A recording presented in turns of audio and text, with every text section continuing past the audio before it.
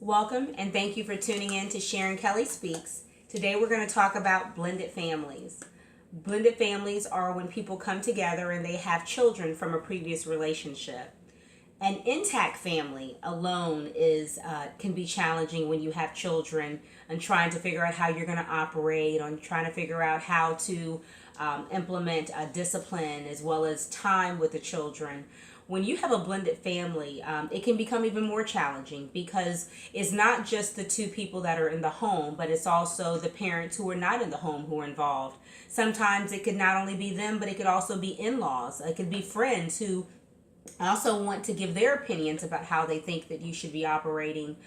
The key to successful blended families is communication, working together, recognizing that everyone is a team, recognizing that everyone has a part to play.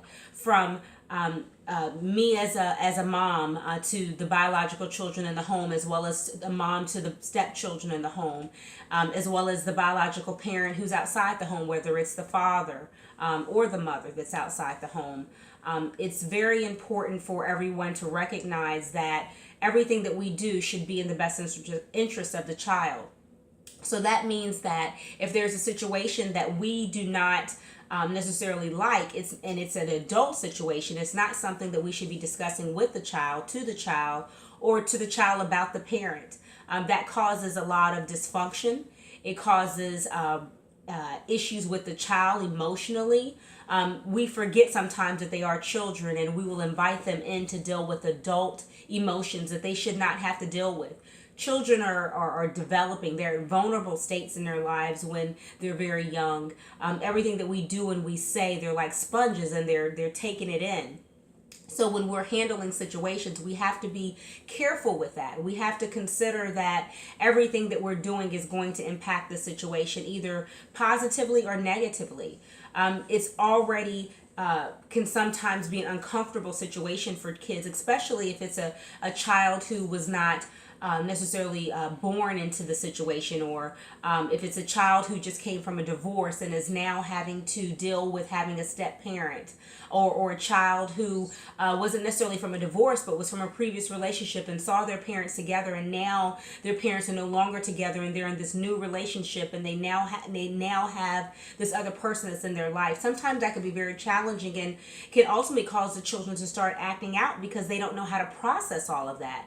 And so as parents, we have to work together so that we can make the situation better for the child. The parents have to work together so that they can communicate better with each other, so that they can figure out what is best. Sometimes we think that our desires are what's best for our children, and that's really not what's best. Sometimes we have to be willing to compromise. We have to be willing to step outside the box of what we have defined as being what needs to happen because of what we want, and think about what is best for the children. And sometimes that might mean letting your guard down on some things that are not necessarily the best thing for them in that particular stage in their life.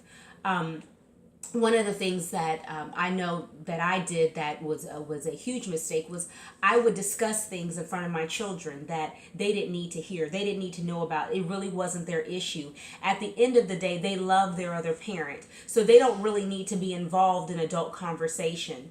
I regretted that. I had to go back and repent to them and ask for forgiveness. But see, what the problem is, once you start down that path, you open the door for manipulation. You open the door for issues to happen with relationships and dysfunction to happen. And then even though you have repented or asked for forgiveness for the things that you've done, you're now in repair mode trying to fix the mess that you created. That is why it's so much better to look at a situation and say, you know what, I'm going to handle this the best way the first time so that I don't have to go back and play cleanup with the mess that I created before. What we want is, even in a blended family, in a place where children are coming from previous relationships and they're now in a home where they're having to deal with either being with their dad by themselves and then being with their mom by themselves and then coming to a home where there's a mom and dad or siblings in the home. They're coming from all these different places. There's all these thoughts that are going in their head. They're trying to figure out where they fit. They're trying to figure out where they belong. And we all as a team have to work together to let them know that they're loved no matter whose home they're in, whether they're in dad's home, whether they're in mom's home, whether they're in their grandparents' home, that we all love them. It doesn't matter whether they live there full time or they live there on the weekends. That home is not just the home that they live in 5 days a week, but it's also the home that they live in on the weekend or whatever the visitation arrangement is. I see this need for blended families to recognize that it's far more healthier to work together and do the right thing than it is to tear each other down and try to prove who the better parent is and pulling the child in the middle and having them try to decide who they like more, who they want to be with more, or who they favor more, or who's the fun parent or the boring parent or the more strict parent. I feel like if we come together, we can avoid a lot of the manipulation that happens. We can avoid a lot of the dysfunction that happens, because at the end of the day, they didn't ask to be here. They didn't ask for this situation, and they shouldn't be penalized for it either. We have to make a decision to say the norm can't be that I don't get along with the biological parent, or you don't get along with the biological parent, or the parents don't get along, or they don't speak, or they don't talk, or they can't come together for a holiday. The norm can't be that anymore, because all we're doing is creating further dysfunction. At some point, the norm has to be that we can sit down and go to a conference together. We can sit down at the table and have dinner together. We can sit down at a holiday and open gifts together. That should be the norm. That should be the desire. That should be the ultimate goal, because in the end, it's the children who benefit. And everything that we do today is going to be what helps them to become an adult. It's going to be what helps them to define their relationships. And when they see that the parents and everyone are working together, it makes them healthier beings. It makes them healthier people. It helps them to have healthier relationships. In this segment, I'm just giving a broad overview of the blended family. In the future, I'm going to have other people come in and talk about what they've experienced as blended families, from challenges and lessons learned, things that they've learned, and things that are making their blended family better. The blended family can be successful. The blended family can work, but it takes work. It takes time. It takes patience. It takes understanding, and most of all, it takes love. It takes putting the children first and recognizing that in the end, we've got to make sure that we're making better decisions for them, because they're the ones who can't make the decision. They're kids, so they have to do what it is that we're telling them as parents.